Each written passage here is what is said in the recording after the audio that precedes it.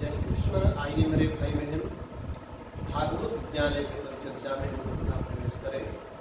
बड़ी सुंदर परिचर्चाएं चल रही हैं। यहाँ पर परम भागवत श्री सुखदेव जी महाराज राजर्षि राजा परीक्षित को बहुत सुंदर सुंदर आख्यान सुना रहे हैं और भगवान के परम कृपा पात्र कपिल जी महाराज माता देवहूति को, अपनी माँ देवहूति को शास्त्र शास्त्र का प्रबोधन कर रहे हैं। सर्वप्रथम हम लोगों ने अभी यह विषय विगत दिवस में शास्त्र शास्त्र के शुभारंभ में हम लोगों ने भक्ति सूत्र का आस्वादन किया। भक्ति सूत्र में भगवान कपिल अपनी माँ से कहते हैं कि नवदा भक्तियों का बहुत सुंदर उपक्रम हमने अभी आपके सामने निवेदन किया था। श्रवणम कीर्तनम विष्णु स्मरणम पाद सेवनम अर्चनम वंदनम दास्यम सख्यात्म निवेदनम। ये नवदा भक्ति, 9 प्रकार की भक्ति के माध्यम से जीवात्मा परमात्मा से मिल सकता है माँ, ऐसा भगवान कपिल बता रहे हैं। आगे भगवान कपिल कह रहे हैं माँ अथ ते संप्रवक्ष्यामि तत्त्वानां लक्षणं पृथक् यदि दित्वा विमुच्येत पुरुषः प्राकृतैव वही। हे माँ, मैंने संक्षेप में भक्ति के स्वरूप का तुमसे वर्णन किया। अब शांत शास्त्र का सिद्धांत सुनो मेरी माँ। इसमें 24 तत्वों का वर्णन है। जैसे हम लोग पंच तत्व से मेरा शरीर बना हुआ है। मनुष्य का शरीर पंच तत्व है, अधम शरीर, क्षिति जल पावक विविध समीरा, और पंच रचित यह है अधम शरीर। हमारा शरीर पंच तत्व से है। इसलिए संसार में, इस पूरे भूमंडल में, इस प्रकृति के 24 तत्व हैं। 24 तत्वों से ही पूरे संसार का संरक्षण संबंध हुआ है। वो इस प्रकार है। इसमें 24 तत्वों का वर्णन है, जिसमें जिन्हें जानकर मनुष्य के गुणों के बंधन से मुक्ति हो जाती है। गुणों की साम्य अवस्था को प्रकृति कहते हैं। हे माँ, गुणों की साम्य अवस्था को प्रकृति कहते हैं। सृष्टि के आरंभ में काल के प्रभाव से प्रकृति के गुणों में क्षोभ होता है।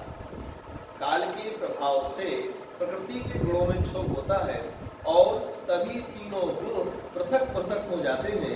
इसी को वैषम्यावस्था कहते हैं। हे माँ, इसको क्या कहते हैं?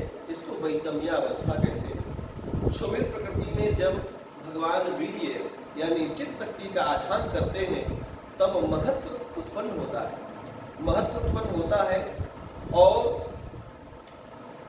उसको चित्त कहते हैं। उस महत्व को ही चित्त कहा जाता है। उसके अधिष्ठाता देवता भगवान वासुदेव। भगवान वासुदेव, यह अहंकार सात्विक, राजस और तामस वेद से 3 प्रकार का होता है। सात्विक अहंकार से मन की उत्पत्ति होती है, जिसके अधिष्ठाता देवता भगवान अनिरुद्ध है, और राजस अहंकार से बुद्धि उत्पन्न होती है, जिसके अधिष्ठाता भगवान प्रद्युम्न है। ये ही अंतःकरण चतुष्ट कहा जाता है। मनोबुद्धिरहंकारश्च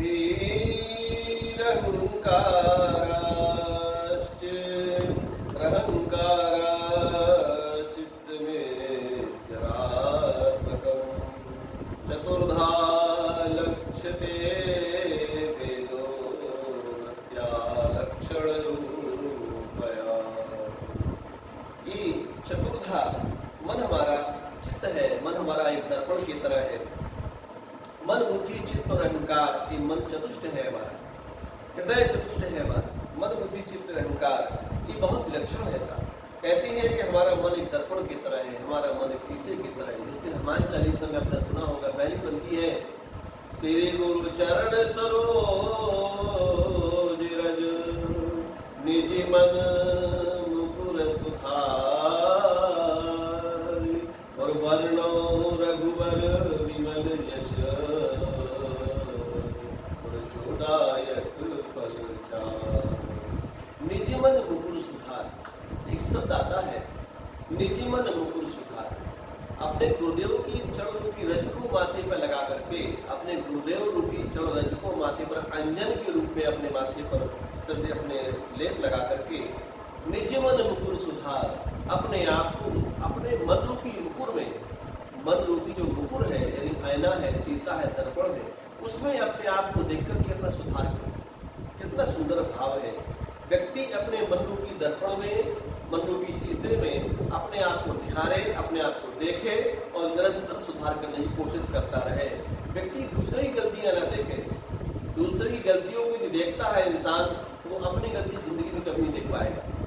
कहते हैं बुरा जो देखन में चला और बुरा न मिली या कोई, और जो दिल खो जाया अपना मुझसे बुरा न कोई।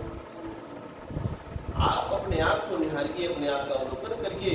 जो व्यक्ति अपने आप को देखता है, अपने आप को निहारता है, अपनी गलतियों को देखता है, निरंतर सुधार करने का मौका मिलता है। इस प्रकार से यह भगवान कपिल कह रहे हैं, हे माँ, चित्ररूपी दर्पण में इंसान को अपने आप को निरंतर निहारना चाहिए, अपनी गलतियों को सुधार करने का मौका मिलता है। चित्त रूपी दर्पण, मन को, चित्त को दर्पण कहा जाता है, वही प्रतिबिंब को ग्रहण करता है।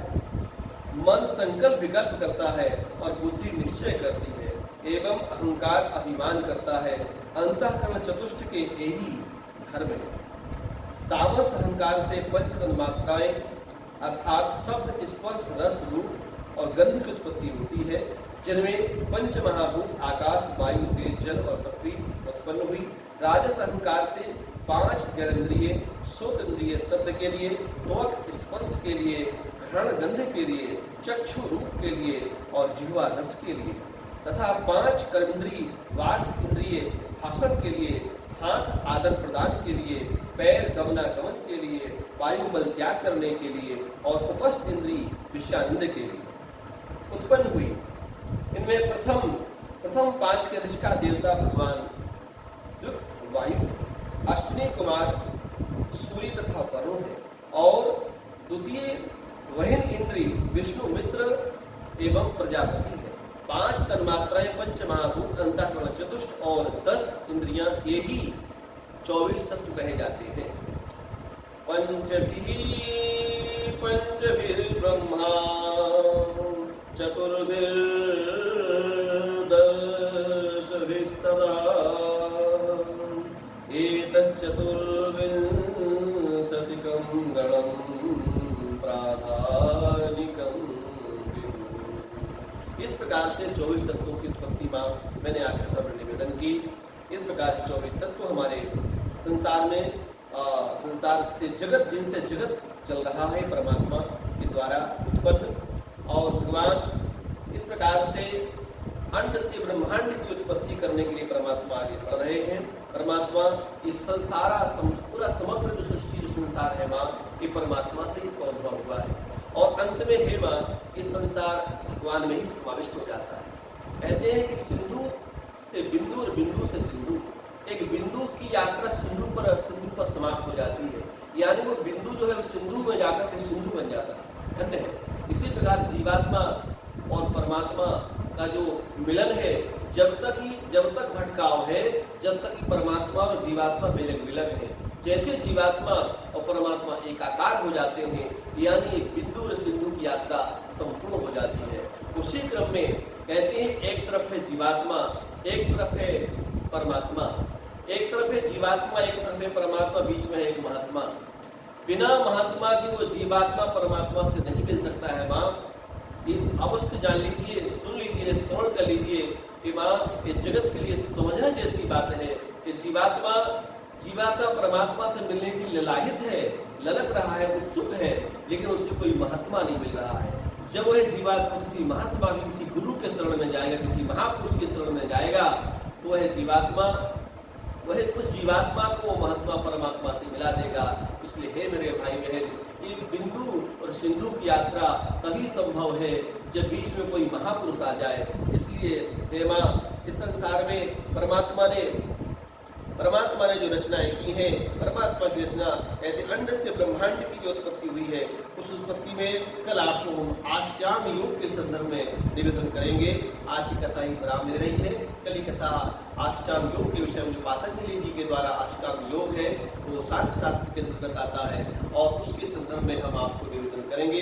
कथाएं बहुत व्यापक हैं, बहुत सुंदर सुंदर कथाएं हैं, बड़ी रुचिकर कथाएं हैं, लेकिन जितनी संभव होगी हम आपको निवेदन करेंगे और जो हमारे आपके जीवन के लिए हर प्रकार से स्पर्श योग्य हैं और हमारे लिए सराहनीय, प्रशंसनीय, आचरणीय है, जिनके द्वारा हमारा जीवन हर प्रकार से प्रशंसनीय बने, आदरणीय बने, समाज में अनुकरणीय बने, ऐसी कथाएं, कथा से जीवन में व्यथा मिट जाती है। इसलिए हमें कथा अवश्य श्रवण करनी चाहिए। भगवान की कथा हमारे जीवन की व्यथा को मिटा देती है। आइए मेरे भाई बहन, आज की कथा ही विश्राम ले रही है। तब तक के लिए जय श्री कृष्ण। सर्वे भवन्तु सुखिनः, सर्वे सन्तु निरामयाः, सर्वे भद्राणि